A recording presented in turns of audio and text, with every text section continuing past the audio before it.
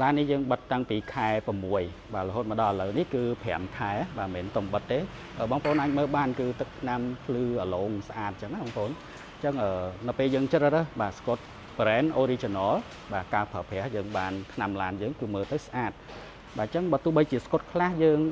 បាទអាចប្រើបានយូរក៏ពិតមែនបាទគុណភាពអត់ជាប់កាវក៏ប៉ុន្តែបើសិនណាជាបិទហើយវាអត់ភ្លឺស្អាតបងប្អូនមើលទៅគឺថ្នាំស្អាតបាទនិយាយទៅពិបាកនឹងទ្រាំតុកអញ្ចឹងបិទស្កុតល្អបងប្អូនបិទហើយគឺបានទឹកថ្នាំឡានរបស់យើងគឺស្អាតបែបហ្នឹងបាទថ្ងៃនេះគឺម្ចាស់ឡានចេញមកគ្រាន់តែដូរពណ៌ UV អញ្ចឹងណាបាទយកកម្រិតផ្សេង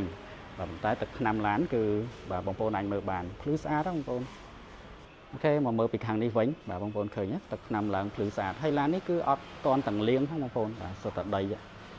បាទហើយនៅពេលដែលបងប្អូនបិទហើយបាទរកអតិថិជនបាទអាចខែយើងគឺយើងអត់ទុកភ្ញៀវចោលទេបាទ6ខែម្ដងក្រុមការងារនឹងតាក់ទងទៅកាន់បងប្អូនដើម្បីអញ្ជើញមកធ្វើការលាងសម្អាតហើយនឹងប្រើ